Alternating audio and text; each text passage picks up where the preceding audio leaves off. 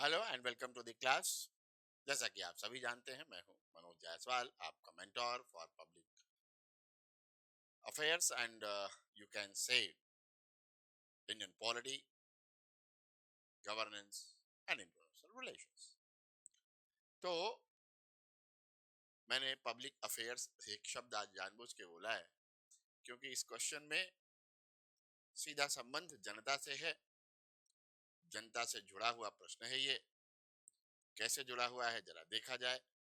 ये क्वेश्चन है कि कोई भी संविधान कैसे व्याख्यायित किया जाए, उसका इंटरप्रिटेशन कैसे किया जाए, उसका निर्वचन कैसे किया जाए कि और उसको किस तरह से लागू किया जाए निर्वचन के पश्चात, जिससे कि उसका जो ओरिजिनल इंटेंट है, उसकी जो मूल जो है मंशा या भावना है, वह भी बनी रहे और साथ ही साथ जो समाज के उभरते हुए मूल्य हैं उनको भी उसमें आत्मसात किया जा सके। तो यह प्रश्न है। ये प्रश्न बहुत ही महत्वपूर्ण है और आप देखेंगे कि इस पर हम लोग कैसे। अच्छा, ये 38 मार्क्स का है, आप जान रहे होंगे। इसमें कुछ चीजें ऐसी आपको आज बताया जाएगा जो आपने पहले कॉन्स्टिट्यूशन की स्टडी करते समय कभी भी ध्यान ही नहीं दी होगी, या ऐसा कहा जाए कि पढ़ी नहीं होगी। हो सकता है कुछ लोग पढ़े हों, किंतु यहाँ पर ये जो हाउ कैन लगा दिया ना, इससे क्या हुआ, इंटरप्रिटेशन के लिए यानी कि व्याख्या करने के लिए किस प्रकार के अप्रोचेस हैं उन पर भी बात करना आवश्यक हो गया। लेकिन जैसा कि मैं आपसे कहता हूं, जब भी ऐसे बड़े प्रश्नों का उत्तर लिखना हो, हमें सबसे पहले क्या करना चाहिए? हमें सबसे पहले उसका प्रारूप तैयार करना चाहिए। We have to form its framework. ठीक है, तो चलिए, इसका फ्रेमवर्क अगर आप देखेंगे तो इस में सबसे पहली जो बात होगी, जो आपके इंट्रोडक्शन से शुरू होगी, इसमें सबसे पहली बात हमको आपको बतानी है कि एक्चुअली संविधान है क्या। संविधान क्या है, वो भी इस प्रश्न के संदर्भ में। और प्रश्न क्या है कि कैसे इवॉल्विंग वैल्यूज जो हैं समाज में, जो समाज के विकास क्रम में जो मूल्य विकसित हो रहे हैं, उनसे समायोजन कैसे होता है। तो उसी संदर्भ में संविधान की परिभाषा, कॉन्स्टिट्यूशन को डिफाइन करना है आपको in the context of evolving values. यानी कि संविधान की परिभाषा में ही कुछ ऐसी बात हम कहें जो ये साबित करे कि भाई संविधान का निर्वचन ऐसे ही होता है ना। फिर उसके बाद यह संविधान होता ही ऐसा है कि वो उसका जब इंटरप्रिटेशन हो तो इवॉल्विंग वैल्यूज को वो एकोमोडेट कर सके, समायोजित कर सके और ओरिजिनलिटी भी उसकी बनी रहे। नहीं तो फिर कैओस हो जाएगा सोसाइटी में। तो संविधान को परिभाषित हम लोग इस तरह से करते हैं, करेंगे। फिर उसके बाद इसका इंटरप्रिटेशन कैसे किया जाता है, इंटरप्रिटेशन के कुछ अप्रोचेस पढ़ेंगे। यही नई चीज है जो आपको मैं बताऊंगा। निर्वचन या व्याख्या के दृष्टिकोण या तरीके पढ़ेंगे, जो जब मैं बताऊंगा तो आप देखेंगे कि वास्तव में जब सुप्रीम कोर्ट किसी मामले को जो है किसी मामले का या किसी मुद्दे का इंटरप्रिटेशन जब करती है, कॉन्स्टिट्यूशन किसी मामले पर संविधान का जब इंटरप्रिटेशन करती है, तो लगभग सभी अप्रोच वो लागू कर देती है।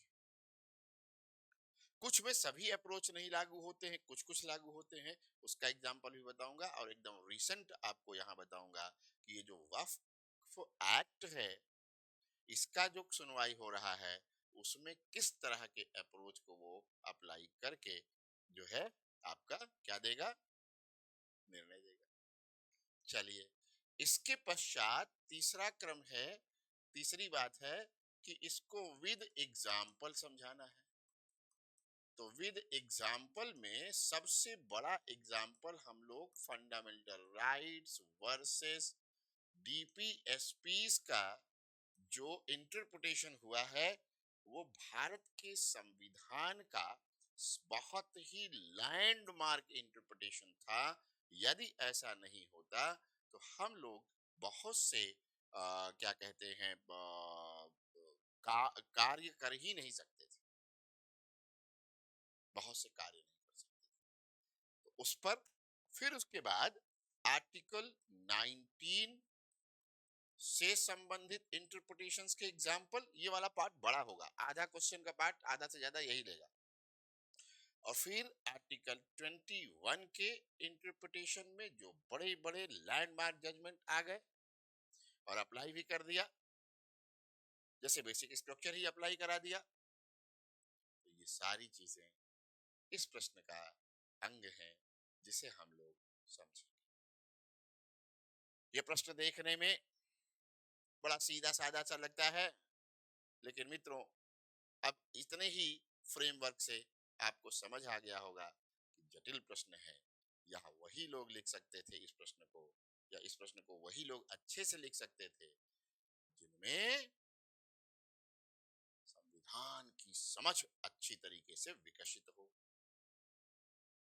ठीक, चलिए, तो सबसे पहले इसका जब आप इंट्रोडक्शन लिखेंगे तो आप सबसे पहले तो क्या बताएंगे कि संविधान है क्या। तो कॉन्स्टिट्यूशन कैसा डॉक्यूमेंट है? तो संविधान एक ऐसा डॉक्यूमेंट है जो हमारे आपके फेथ और एस्पिरेशंस को लेकर के समाहित किया रहता है। ठीक है, तो इसको सीधे कहेंगे the constitution is a document, मैं ज्यादा लिखूंगा नहीं, आप लोग समझते रहेंगे, which embodies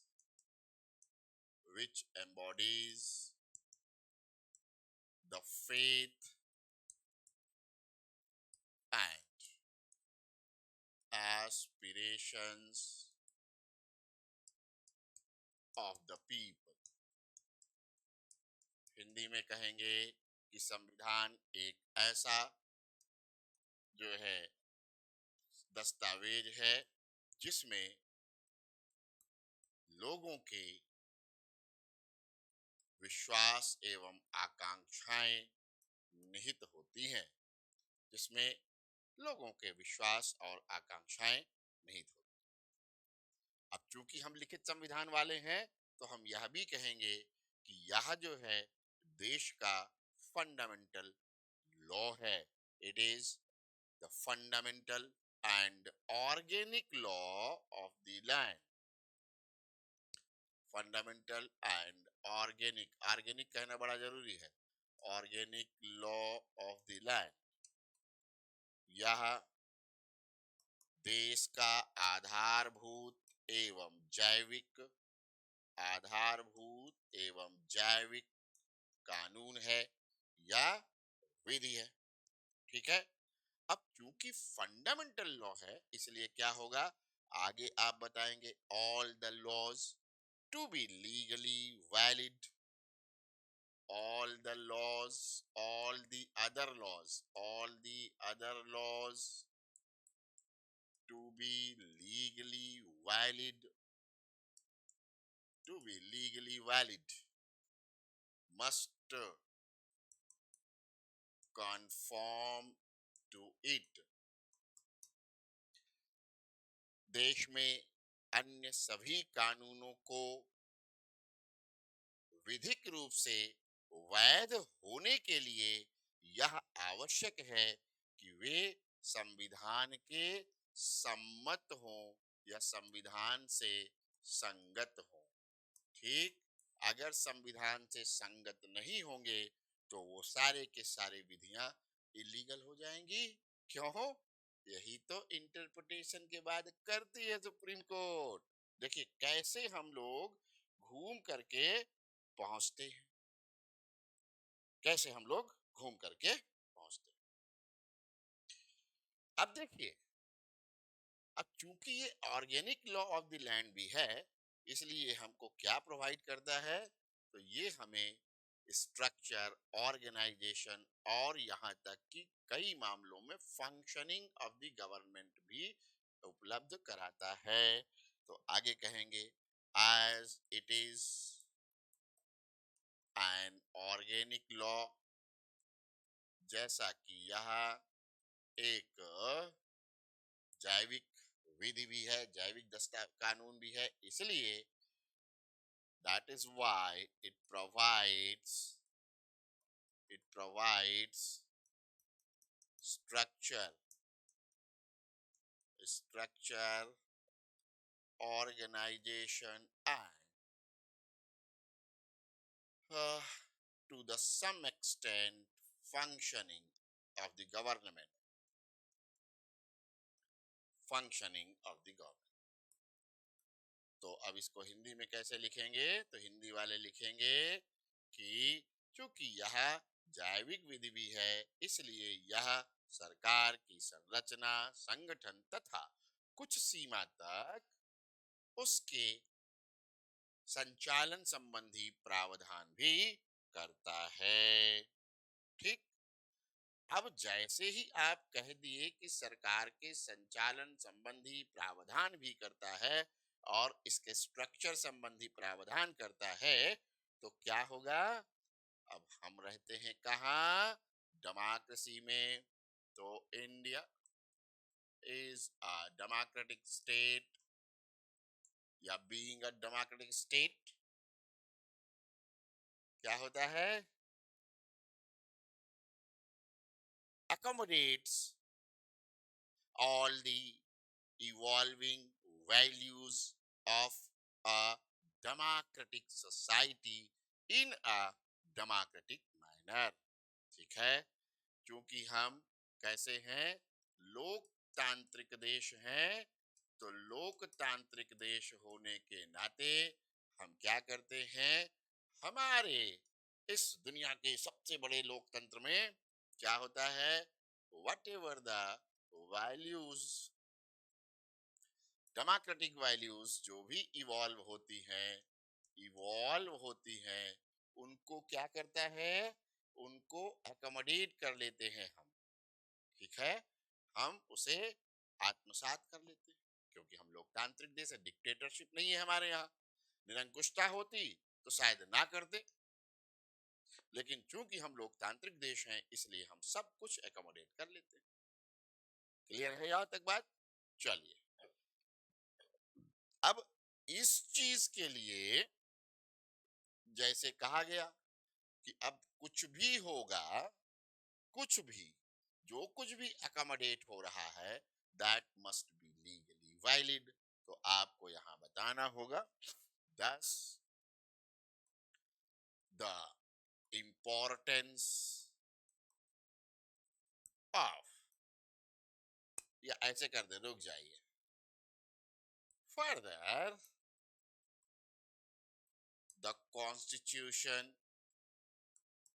is a living document। ठीक है। आगे कहेंगे कि साथ ही साथ या पुनः, क्योंकि भारत का संविधान एक जीवंत दस्तावेज है, तो क्या करता है? जीवंत दस्तावेज होने के कारण हम बहुत सारी चीजें, नए नए चीजों को जो है इवॉल्व होती है, जो उनको अकोमोडेट करते हैं। सो क्या होता है? It accommodates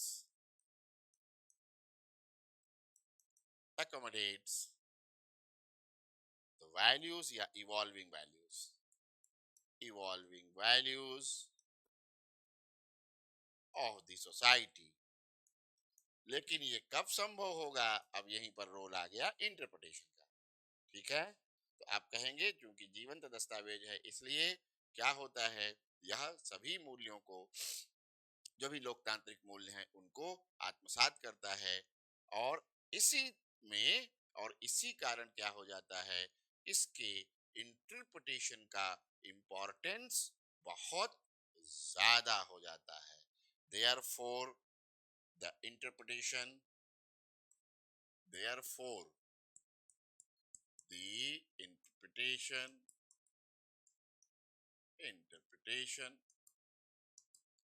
of the Constitution becomes more important, या इसको दूसरी तरह से भी कह सकते हैं कि therefore there is a big role of the judiciary in the interpretation of the Constitution। क्योंकि अगर संविधान का निर्वचन नहीं, अब बहुत ज्यादा लिखना नहीं है आपको, मैं समझा रहा हूं, क्योंकि अगर संविधान का इंटरप्रिटेशन नहीं होगा तो क्या होगा, दिक्कत हो जाएगी। किस तरह की दिक्कत हो जाएगी, नए वैल्यूज को आत्मसात करने की समस्या हो जाएगी। उन्हें कॉन्स्टिट्यूशन में जब अगर आत्मसात नहीं किया जाएगा तो उन वैल्यूज से संबंधित कोई कानून नहीं बन सकता है, कोई विधि नहीं बन सकती है, ये भी समस्या हो जाएगी। जैसे आपने देखा था कि जब विशाखा वाला इंटरप्रिटेशन हुआ, लॉ बन गया, है ना। ओलियो गैस लीक वाला केस पे इंटरप्रिटेशन हुआ, सस्टेनेबल डेवलपमेंट का, लॉ बना। प्रिंसिपल ऑफ प्रिकॉशनरी प्रिंसिपल आया, वो बना। फिर 21 के उसमें बेसिक स्ट्रक्चर को दे दिया, वो बना। आर्टिकल 21 का मोस्ट लिबरल इंटरप्रिटेशन है, मैं तो उसके बारे में हमें आगे आएगा, हम लोग बात करेंगे। मैं कहता हूं कि आज की डेट में भारत में ये स्थिति है कि अगर कोई व्यक्ति लोकतांत्रिक तरीके से ये सोचे यह मेरा अधिकार है, तो पता चलेगा कि सुप्रीम कोर्ट कहता है कि हाँ ये आपका अधिकार है आर्टिकल 21 के अंतर्गत आने का। लेकिन लोकतांत्रिक तरीके से सोचे, व्यक्तिगत होकर के नहीं। ठीक है, तो चलिए अब यहाँ आपका एक पैराग्राफ पूरा हुआ और मेरे ख्याल से कम 80 से 100 वर्ड भी खत्म हो गए। हाँ, 80 से 100 वर्ड खत्म हो गए। ठीक, 100 वर्ड लगभग खत्म, लेकिन ये जरूरी थे। इसको कहते हैं logical presentation of the answer. उत्तर का बहुत ही तार्किक रूप से आप वो जब प्रेजेंटेशन करते हैं तभी उत्तर बेहतर होता है। अब इसके बाद जो दूसरा नंबर आया आपका, वो किसका आ गया, वो आ गया अप्रोचेस। पैराग्राफ चेंज हो जाएगा, जुडिशरी का नंबर आएगा, judiciary in the interpretation of the Constitution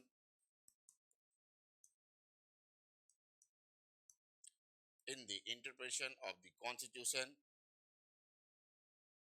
applies या may apply all, लिखेंगे may apply all or any of the approach as discussed here।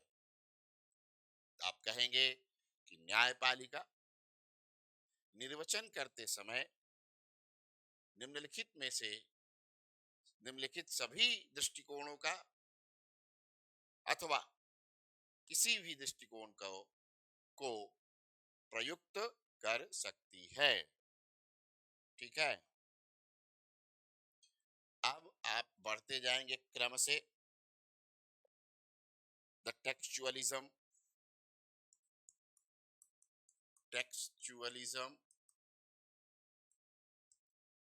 ठीक है, यानी कि जो तथ्यात्मक चीजें लिखी गई हैं केवल वही अप्रोच। जैसे कि मान लीजिए जब कहा गया आर्टिकल 13(2) में, ठीक है, मैंने पीछे भी किसी क्लास में आपको इसका रेफरेंस दिया था कि 13(2) में कहता है कि the parliament shall not make any law that may average. तो जब लॉ का इंटरप्रिटेशन किया गया तो पूरी तरह से टेक्सचुअलिज्म था, पहली बार 1951 वाला शंकरी प्रसाद वाला। अभी आएगा, बात करें। ठीक, क्यों था पूरी तरह से टेक्सचुअलिज्म? क्योंकि जो लिखा है यथा स्थिति उसी शब्द के अर्थ को मानना या समझना। इसका मतलब हुआ कि इसके अंतर्गत क्या होता है, जुडिशरी फोकस करती है, focuses on the meaning of the term only.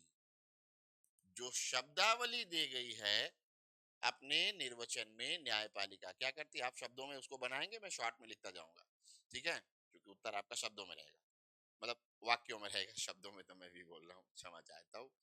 तो जो है, कहने का मेरे तात्पर्य है कि केवल जो शब्द दिए गए हैं या जो शब्दावलियां हैं उसके केवल अर्थ पर ही फोकस करता है।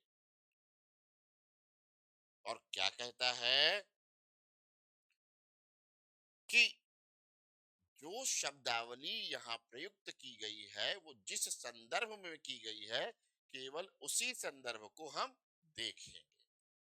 एंड चाहे लगा दे या आगे लिख सकते हैं कि इसमें और क्या होता है। तो कहता है, जुडिशरी कहती है या जुडिशरी देखती है कि जिस संदर्भ में वह शब्द प्रयुक्त किया गया था उस संदर्भ को भी विचार में रखता है। And considers the context in which the term या that term was appeared or mentioned। ठीक है, बस इतना ही चीज है। अब इसमें एक समस्या आती है, इसमें एक समस्या ये आती है कि संदर्भ देख लिया, शब्द का अर्थ देख लिया, लेकिन क्या वह ओरिजिनल मूल, जो ओरिजिनल यानी कि जो उसकी संविधान की हमारी मूल भावना है, उसकी जो ओरिजिनल में जो है, क्या कहते हैं, बनाते समय संविधान को उसकी जो मूल भावना है क्या उसमें समाहित है। जैसे सुप्रीम कोर्ट ने आर्टिकल 14 के संदर्भ में कहा कि आर्टिकल 14 में ही रूल ऑफ लॉ निहित है। ठीक, अब जबकि रूल ऑफ लॉ आप जानते हैं डाइसी का दिया हुआ कॉन्सेप्ट है, लेकिन आर्टिकल 14 को कहा कि भैया जो ये कहता है कि there shall be equality before the law and equal protection of the laws. इतनी ही बात, जो दो जो उसमें प्रिंसिपल्स हैं, उन्हीं दोनों प्रिंसिपल्स के आधार पर जुडिशरी अपने इंटरप्रिटेशन में कह देती है कि रूल ऑफ लॉ तो इसमें विद्यमान है। तो ये क्या हुआ, टेक्सचुअलिज्म से आगे बढ़ गया। टेक्स्ट में होता तो कहता कि नहीं, संविधान तो केवल दो ही बात कहता है।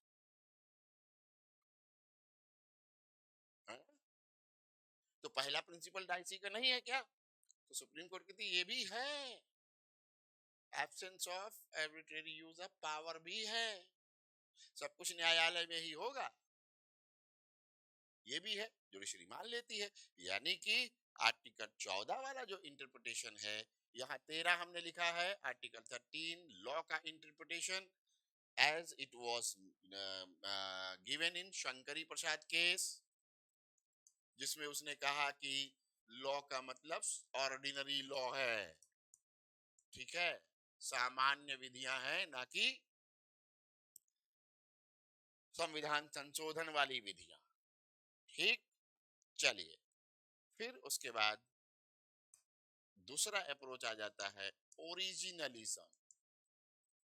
ओरिजिनलिज्म, इस अप्रोच में क्या करता है जुडिशरी, जुडिशरी संविधान के अर्थ को विचार करता, अर्थ पर विचार करता है। ठीक है, considers the meaning considers the meaning of the constitution अब इसमें कॉन्स्टिट्यूशन वर्ड लिख रहा हूं मैं, कोई एक प्रोविजन नहीं लिख रहा हूं, पूरा का पूरा कॉन्स्टिट्यूशन, या फिर at least some segment of the Constitution. जैसे मान लीजिए फंडामेंटल राइट पढ़ रहे हैं तो कम से कम फंडामेंटल राइट और a segment of the constitution, segment of the constitution. Hindi में इसको क्या कह दिया कि संविधान के अर्थ ठीक पर विचार करता है या संविधान के किसी एक सेगमेंट पर विचार करता है। जुडिशरी न्यायपालिका और जो है कहता है, मानता है इस बात को कि संविधान जो है वह कुछ आइडेंटिफाई करने लायक बातें स्पष्ट रूप से कहता है, या संविधान में आइडेंटिफाई की जाने लायक चीजें निहित हैं। तो क्या कहता है, and agrees that there are objectively identifiable, वस्तुनिष्ठ तरीके से आइडेंटिफाइबल फैक्ट्स आर इनहेरेंट। ठीक है, और इस बात को मानता है कि संविधान में वस्तुनिष्ठ तरीके से पहचान किए जाने योग्य तथ्य निहित हैं। ठीक, और समझिएगा ओरिजिनलिज्म की बात है तो ये समय के बदलने के साथ बदलने वाला नहीं है।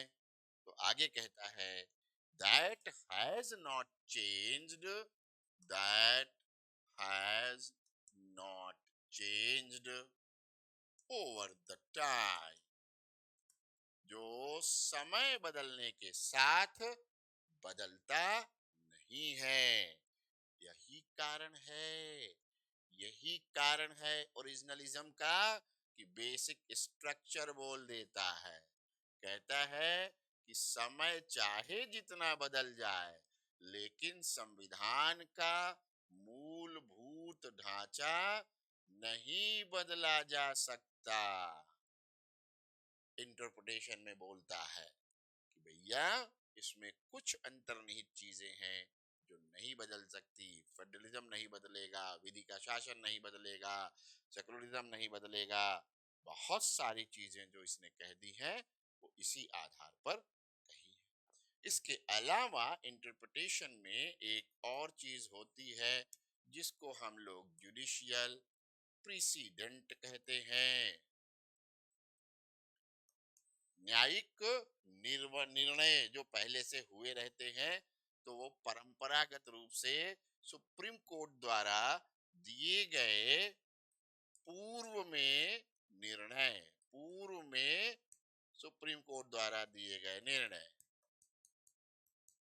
ठीक, और फिर क्या होता है, सुप्रीम कोर्ट मान लीजिए पहले कोई निर्णय दी है तो आगे आने वाले टाइम में उसको एक संदर्भ माना जाता है और उसी के आधार पर बाकी आगे आने वाले अनेक निर्णयों में उसको अप्लाई कर दिया जाता है और वही कहा जाता है, अनेक इंटरप्रिटेशन में उसे को ही माना जाता है। ये अलग बात है कि अपने निर्वचन में, संविधान के निर्वचन में बहुत बार इसने अपने पूर्व के निर्णयों को पलटा भी है, तो सुप्रीम कोर्ट के पास ये पावर है, ठीक है, कि वो अपने भी डिसीजंस का रिव्यू कर सकती है, उसके पास पावर।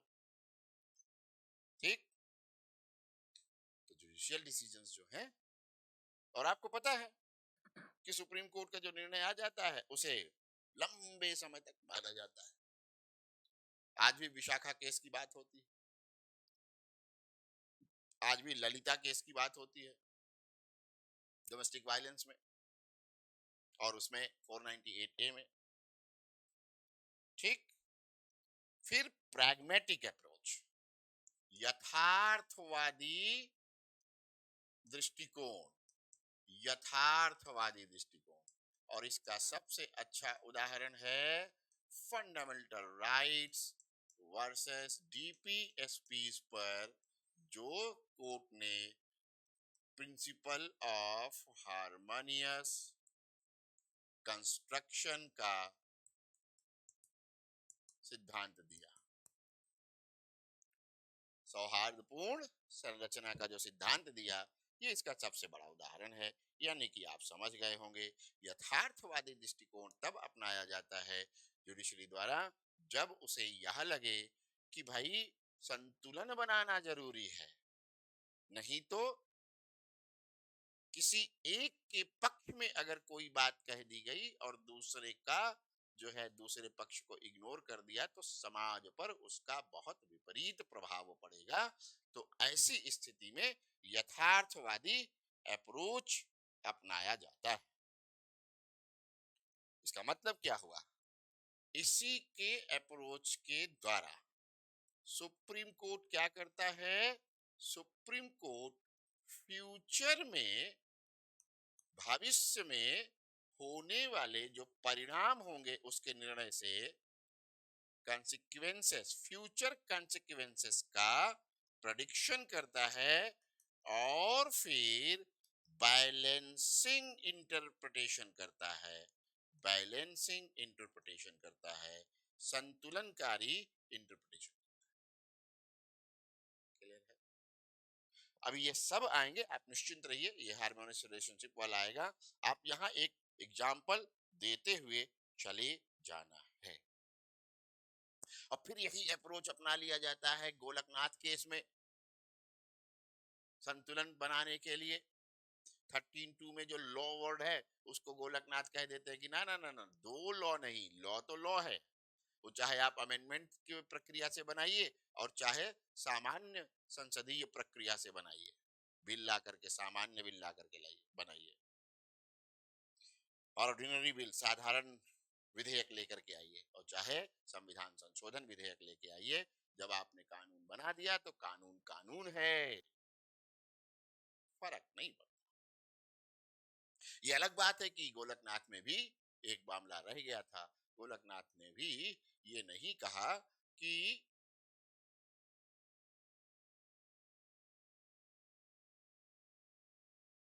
पार्लियामेंट कोई कानून नहीं बना सकती है, उसने कहा कि बना सकती है। ठीक है? तो यहाँ पर प्रैग्मेटिक अप्रोच में एक तरह से कॉस्ट बेनिफिट एनालिसिस होती है, लागत लाभ का विश्लेषण किया जाता है, और फिर जो है सोचती है जुडिशरी कि कितना जो है कंस्ट्रक्टिव रोल प्ले किया जा सके। यानी कि प्रैग्मेटिक अप्रोच में कंस्ट्रक्टिव, कितना कंस्ट्रक्टिव अप्रोच या रोल प्ले कर सकती है जुडिशरी, इसी का उदाहरण है हार्मोनियस कंस्ट्रक्शन। इसके अलावा नैतिकता भी आती है। ऐसा नहीं है कि मोरालिटी को दरकिनार कर सकती है, तो मोरल रीजनिंग भी लगाती है अपने इंटरप्रिटेशन में। अगली बात, मॉरल रीजनिंग, नैतिक तर्क या नैतिकता संबंधी बातों का तर्क या नैतिकता संबंधी बातों का अनुसरण करना इंटरप्रिटेशन में। तो हम सब जानते हैं कि भाई किसी भी देश में कुछ निश्चित नैतिक नियम होते हैं और न्यायपालिका के साथ भी वो लागू होता है, संविधान में भी वो लागू होते हैं और हमारे आपके जीवन में भी लागू। सार्वभौमिक तथ्य, तो न्यायपालिका अपने इंटरप्रिटेशन में उन सार्वभौमिक तथ्यों को भी लागू करती है। जैसे इसका एक उदाहरण मैं आपको बता दूं, ठीक है? एक था प्रोसीजर एस्टैब्लिश्ड बाय लॉ, ये सिद्धांत, ठीक है? Procedure established by law, article 21 के इंटरप्रिटेशन में सुप्रीम कोर्ट ने कह दिया कि देखो, केवल प्रोसीजर एस्टैब्लिश्ड बाय लॉ से ही नहीं है, बल्कि हम ड्यू प्रोसेस ऑफ लॉ भी देखेंगे। तो जो ड्यू प्रोसेस ऑफ लॉ आया, विधि की सम्यक प्रक्रिया और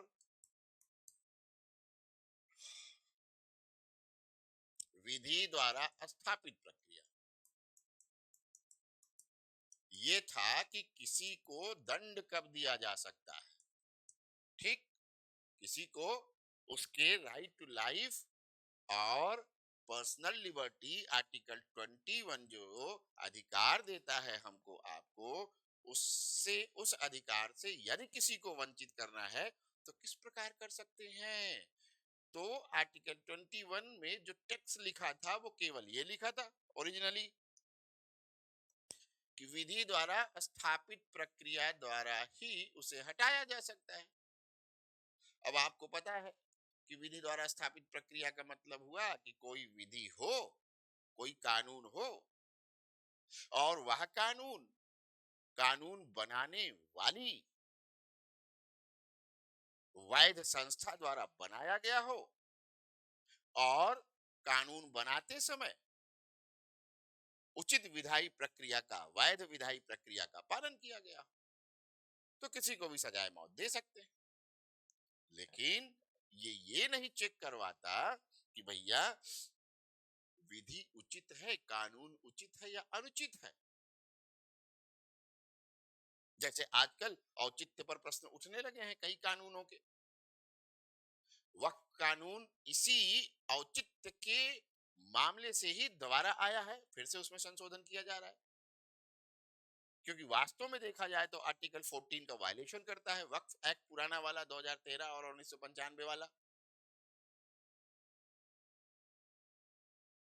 तो क्या हुआ, इसका मतलब ये हुआ कि विधि उचित है या अनुचित है, रीजनेबल है कि नहीं है, या भी देखना होगा। और ये अमेरिकन कॉन्सेप्ट था, इसको भी पढ़ दिया सुप्रीम कोर्ट ने और कह दिया कि हमारे संविधान में अंतर्निहित है, अंतर्निहित है। और ये क्या है, मॉरल रीजनिंग का एग्जाम्पल है। ये इस एग्जाम्पल के साथ ये वाला लिख देंगे। फिर हमारी अपनी एक नेशनल आइडेंटिटी है, राष्ट्रीय पहचान, उस पर भी आजकल खूब उठ रहे हैं सवाल। नेशनल आइडेंटिटी है ना, कोई कुछ कह रहा है, कोई कुछ कह रहा है।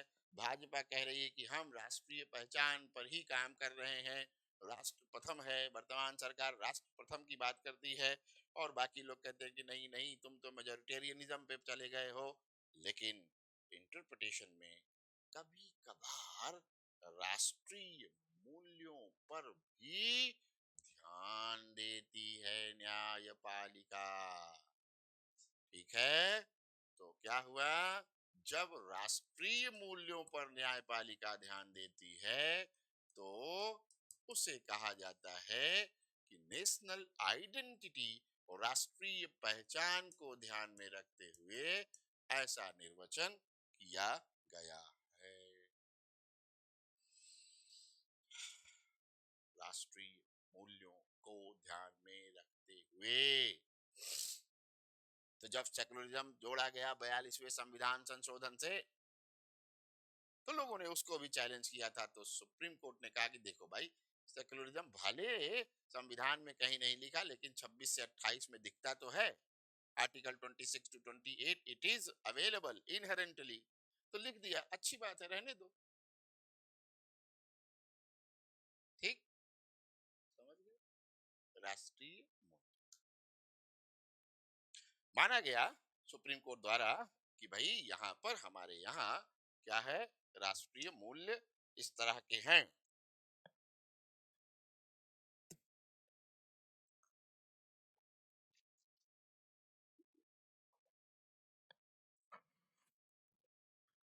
हमारे नेशनल वैल्यूज ऐसे हैं कि हम एक सेकुलर देश में रहते हैं।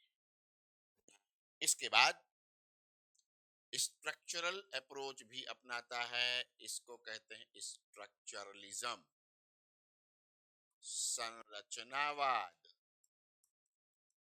संरचनावाद में जैसे सुप्रीम कोर्ट ने पीछे मैंने बताया है पिछली ही क्लास में कि उसने कहा सेपरेशन ऑफ पावर चेक और बैलेंस के साथ उपलब्ध है हमारे यहाँ भी। तो संविधान तो आप पूरा पलट डालिए, कहीं लिखा नहीं मिलेगा। खाली आर्टिकल 50 कहता है कि जुडिशरी और एग्जीक्यूटिव अलग अलग रहेंगी, एक साथ नहीं होंगे, लेकिन फिर वहां लेजिस्लेचर के बारे में नहीं लिखता। तो इसका मतलब ये हुआ कि फिर स्ट्रक्चरल, यानी कि हमारे जो है संविधान की संरचना किन मूलभूत सिद्धांतों पर की गई है, वो अगर नहीं लिखी है, साफ साफ एक्सप्लिसिट शब्दों में नहीं लिखी गई है, उससे संबंधित कोई टेक्स्ट नहीं है, तो भी उसे माना जाएगा।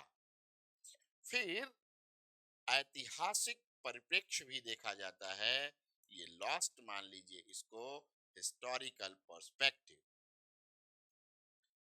और देखिए विद एग्जाम्पल आपको सारे लिखने हैं जो मैं बताता चला जा रहा हूं, तभी सवाल के जवाब का आपके एग्जामिनर पर गहरा प्रभाव पड़ेगा। उसको लगेगा कि भाई इस छात्र को तो हर अप्रोच का एक एग्जाम्पल ऑलरेडी पता है। फिर उसके बाद तमाम सारे जो आपको एग्जाम्पल्स देने हैं वो तो एक अलग बात है, इंटरप्रिटेशन कैसे हुआ है इस पर हम लोग जो चर्चा करेंगे बस इसके तुरंत बाद। ठीक है, तो हिस्टोरिकल पर्सपेक्टिव में क्या हुआ कि ऐतिहासिक रूप से भारत में कौन से संवैधानिक प्रावधानों को वरीयता दी गई, तो इसमें कह सकते हैं हम कि भैया ऐतिहासिक रूप से इंडिविजुअल राइट्स पर हमने बहुत ध्यान दिया, जिन्हें आज आप फंडामेंटल राइट्स कहते हैं। व्यक्तिगत अधिकारों पर गांधी जी इस पर बहुत बात करते थे, यहाँ तक कि जब हमारा संविधान लिखा जा रहा था उसी दौरान UHDR UDHR Universal Declaration of Human Rights जब यूनाइटेड नेशंस ने बनाया, तो गांधी जी के पास आए थे उस टेक्स्ट को, उस डॉक्यूमेंट को तैयार करने वाले लोग। डॉक्यूमेंट को तैयार करने वाले लोगों में गांधी जी ने कहा कि भैया व्यक्तिगत जो है अधिकारों को सर्वप्रमुख रखा जाए।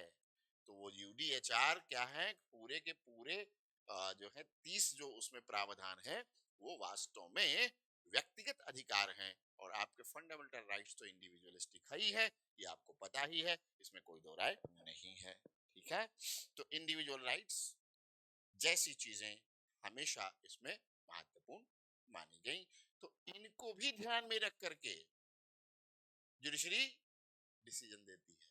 जैसे जब जो है जीएसटी का मामला आया था, तो जीएसटी के मामले में कोर्ट ने कहा कि भैया फेडरलिज्म यहाँ का बहुत बड़ा सिद्धांत है, फेडरल स्ट्रक्चर डैमेज नहीं होना चाहिए, और जो भी नुकसान होगा राज्यों का उसे देना चाहिए केंद्र को, और केंद्र पहले से ही दे रही थी। केंद्र ने पहले ही कह दिया था कि हम जो भी नुकसान होगा रेवेन्यू का वो हम देंगे। ठीक है, ये अलग बात है कि इस पर ज्यादा विवाद। चलिए अब हम आ जाते हैं एग्जाम्पल्स ऑफ इंटरप्रिटेशन, अंतिम चरण आपके उत्तर का। ठीक, तो भारत के संविधान में आप लिखेंगे इन इंडिया या in in the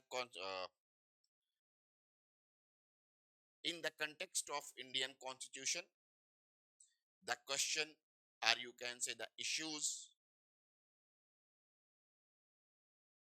to be interpreted started just after the commencement of the constitution। ठीक है, आप कहेंगे कि भारत में संविधान के लागू होने के पश्चात से, ये आप पैराग्राफ बदल चुका है, संविधान के लागू होने के पश्चात से ही संविधान में निहित प्रावधानों का निर्वचन करने की आवश्यकता पड़ने लगी या शुरू हो गई। और फिर सुप्रीम कोर्ट ने, ये जरूर बताइएगा और फिर कहिएगा कि supreme court interpreted in a very rational manner, जिसे उच्चतम न्यायालय ने बहुत ही विवेकशील तरीके से अपना काम करना शुरू किया। अब ये आपको कहना है कि अगर इंटरप्रिटेशंस नहीं होंगे, उचित इंटरप्रिटेशन नहीं होगा, तो संविधान की जो जीवंतता है वह समाप्त हो सकती है। संविधान की जो गतिशीलता है वह भी समाप्त हो सकती है। तो संविधान की जीवंतता और गतिशीलता बनाए रखने के लिए संशोधनों की आवश्यकता पड़ती है, और संशोधन जब होते हैं तो विभिन्न प्रकार के इंटरप्रिटेशंस की भी आवश्यकता पड़ती है। ये बात यहां लिख देंगे और फिर कहेंगे कि ऐसी आवश्यकता संविधान के लागू होने के पश्चात ही शुरू हो गई। कैसे शुरू हो गई? फर्स्ट कॉन्स्टिट्यूशनल अमेंडमेंट एक्ट आया, अमेंडमेंट हुआ 1951 में, इसका इंटरप्रिटेशन हुआ Shankari Prasad versus Union of India case में। तो इसका इंटरप्रिटेशन किसमें हुआ? शंकरी। ये चैलेंज हुआ, it was challenged in the court, supreme court, और फिर Shankari Prasad versus Union of India 1951 का केस। और इसमें क्या हुआ? इसमें द कोर्ट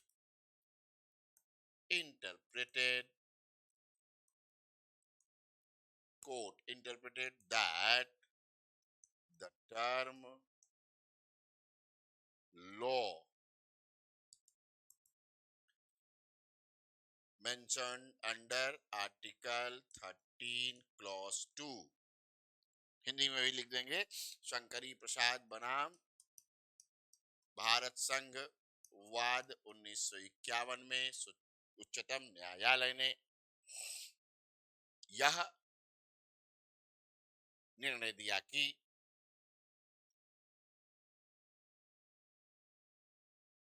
अनुच्छेद 13(2) में वर्णित शब्द law is not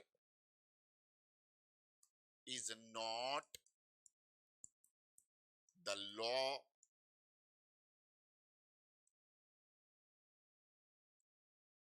as amended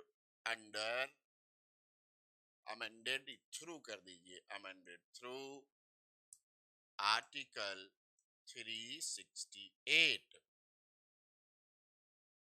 उच्चतम न्यायालय ने निर्णय दिया कि अनुच्छेद 13(2) में जो शब्द विधि है वह विधि अलग है, और संविधान संशोधन का जो संशोधन के बाद जो विधि है वह डिफरेंट है।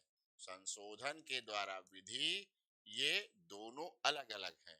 इसको उसने कहा it is ordinary law while it is constituent law. ठीक, ऑर्डिनरी लॉ और कॉन्स्टिट्यूएंट लॉ। क्यों कॉन्स्टिट्यूएंट? तो कहता है कि it is the result of constituent legislative power. Constituent legislative power, Hindi में भी बोल रहा हूं, चिंता मत करिएगा। यह है संवैधानिक विधि, ठीक है, और ये संवैधानिक विधायी शक्ति का प्रयोग करके बनाई गई है, इसलिए दोनों अलग हो गई। शंकरी प्रसाद केस के इस मामले को गोलकनाथ में बदल दिया गया। इन गोलकनाथ केस सुप्रीम कोर्ट ने कहा the term law refers the law. ठीक है, तो इसका मतलब क्या हुआ?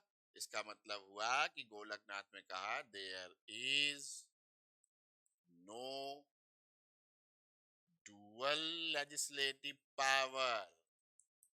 dual legislative power, यहाँ कोई दोहरा विधायी शक्ति enjoyed by the parliament, enjoyed by the parliament, संसद के पास कोई दो तरीके की विधायी शक्ति नहीं है, बल्कि there is only one and that is law making. विधि निर्माण की शक्ति है, वो चाहे तो ऑर्डिनरी बिल से आए, ऑर्डिनरी बिल लाए या कॉन्स्टिट्यूशनल अमेंडमेंट बिल लाए, चाहे वह साधारण विधेयक के द्वारा विधि बनाए और चाहे संविधान संशोधन विधेयक द्वारा कोई विधि बनाए, वो कोई फर्क नहीं है। लेकिन एक बात जरूर इसमें की गई गोलकनाथ केस के इस इंटरप्रिटेशन में, कि ये कह दिया गया कि पार्लियामेंट जो है has immense power to make law. ठीक है, अब गोलकनाथ केस जो है के बाद प्रॉब्लम होने लगी कि क्या है, वास्तव में एक मुद्दा क्रिएट हुआ। अरे एक इशू क्रिएट हुआ। इशू क्या क्रिएट हुआ कि क्या फंडामेंटल राइट्स ओवरराइड करेंगे ओवर डीपीएसपीज या नहीं। या दूसरा प्रश्न इसको ऐसे कह दीजिए कि क्या फंडामेंटल राइट्स को बदला जा सकता है, चेंज किया जा सकता है। ठीक है,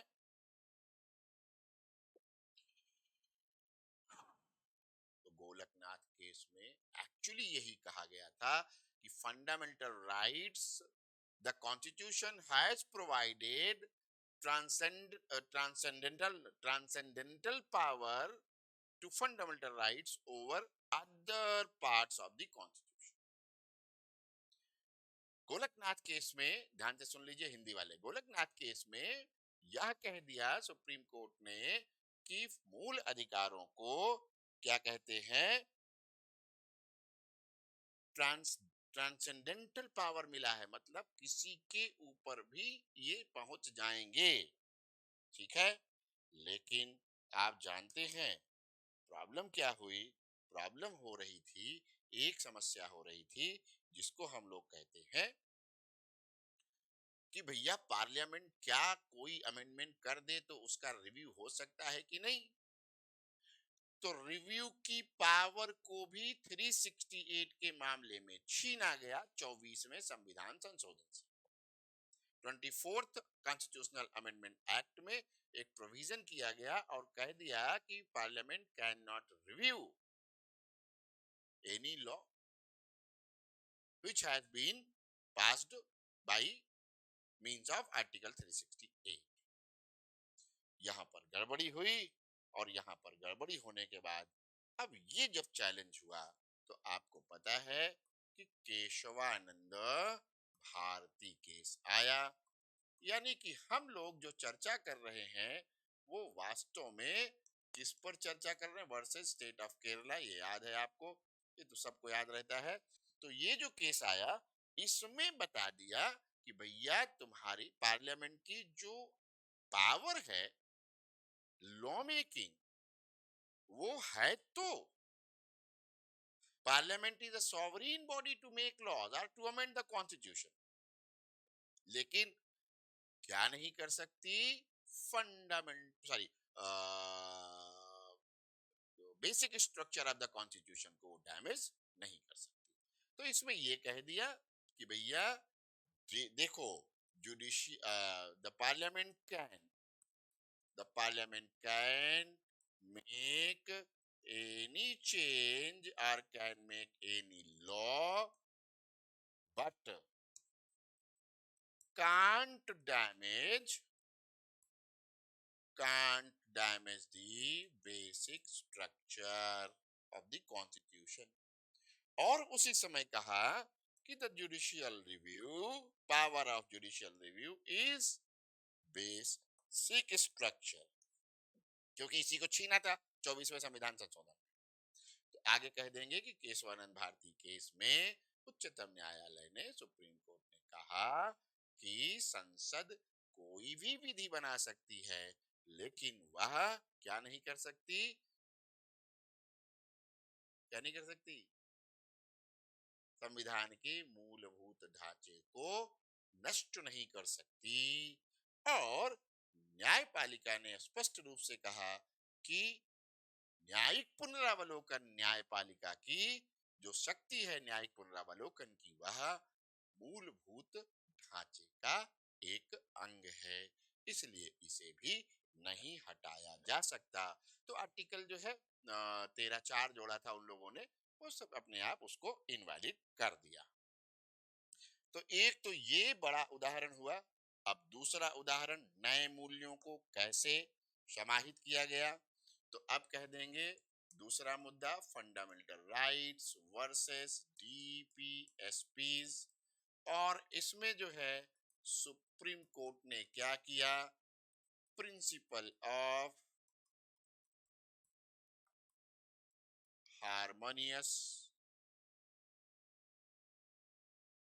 कंस्ट्रक्शन का सिद्धांत पारित किया। सौहार्दपूर्ण संरचना या रचना का, स्ट्रक्चर नहीं, रचना है, कंस्ट्रक्शन को खैर ये भी कहते हैं। तो सौहार्दपूर्ण रचना या संरचना का सिद्धांत पारित किया। और इसमें उसने कहा, इस सिद्धांत के अंतर्गत उसने कहा, under the principle, Supreme Court said that if there are two interpretations possible, the one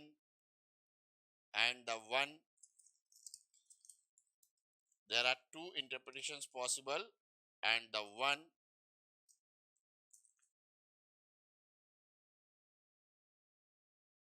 shows that there is no clash between fundamental rights and any provision of DPSP,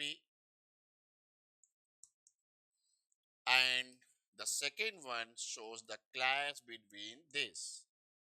दूसरे में क्या है, क्लैश है, और एक में है no clash. Then the court shall prefer the first interpretation. सौहार्दपूर्ण संरचना के सिद्धांत के अंतर्गत सुप्रीम कोर्ट ने कहा कि यदि किसी विधि का निर्वचन करते हुए यह पाया जाता है कि उसके दो निर्वचन संभव हैं और एक निर्वचन उन दोनों के बीच किसी प्रकार की असंगति अथवा विवाद नहीं दिखा रहा है और दूसरे में विवाद दिख रहा है, तो क्या होगा, पहले को मानेंगे और फिर पहले को मान करके फंडामेंटल राइट्स को और डीपीएसपीज दोनों को क्या करेंगे, चलने देंगे। क्लियर है। लेकिन फिर कहता है, लेकिन if only one interpretation is possible, only one interpretation is possible, and that shows the clash between fundamental rights and DPSP, then the fundamental right shall prevail over DPSP। ठीक, ये कह दिया उसने।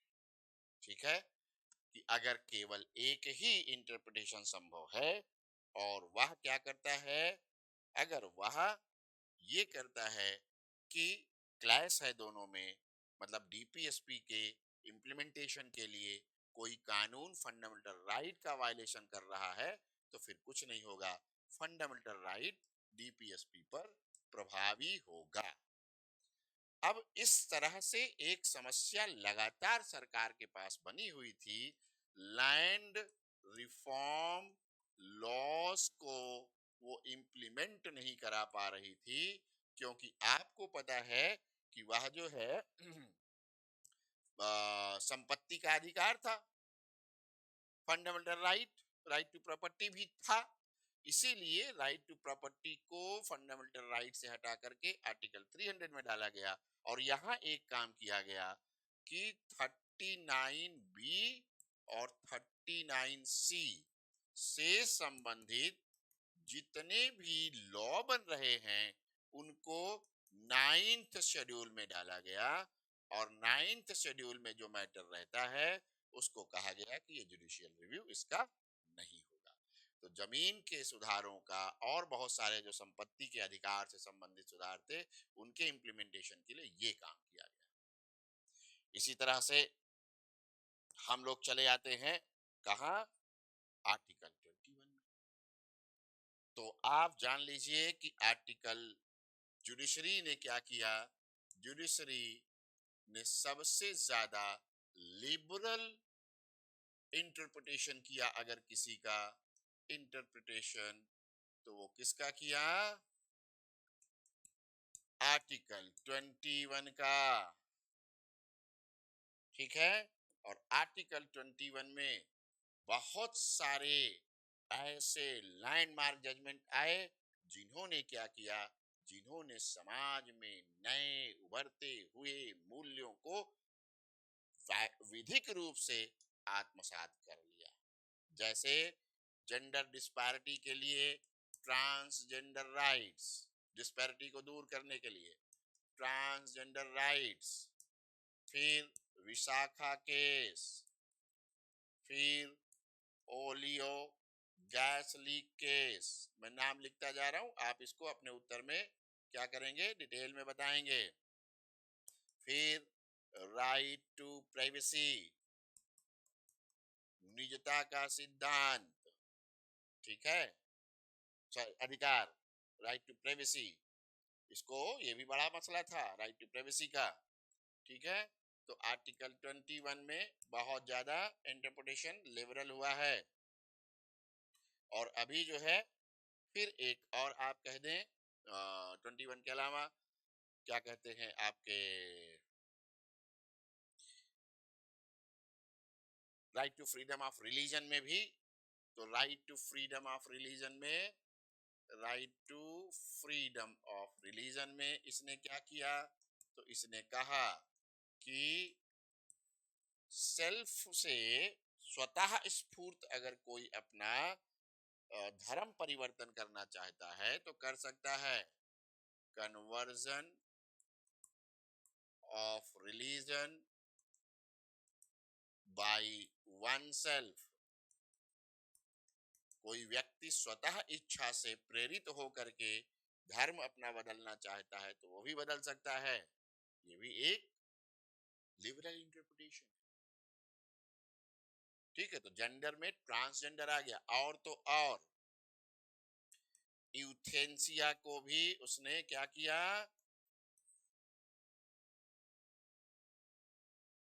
एक्सेप्ट कर लिया, नए मूल्य है। फिर होमोसेक्सुअलिटी को क्राइम नहीं बनाया, होमोसेक्सुअलिटी को क्राइम के दर्जे से हटा दिया। तो ऐसे बहुत सारी चीजें हैं जो आप अपने इस उत्तर में लिख देंगे विद एग्जाम्पल, बेहतरीन आंसर होगा। मिलते हैं अगले उत्तर में। Thank you, thank you very much. और हाँ, यदि आपको किसी प्रकार का किसी मुद्दे पर कोई और ज्यादा व्याख्या चाहिए या समझ नहीं आता है तो feel free to write me, comment लिख दीजिए, वो आपको उसके उत्तर आपको अवश्य मिलेंगे। Thank you, thank you very much.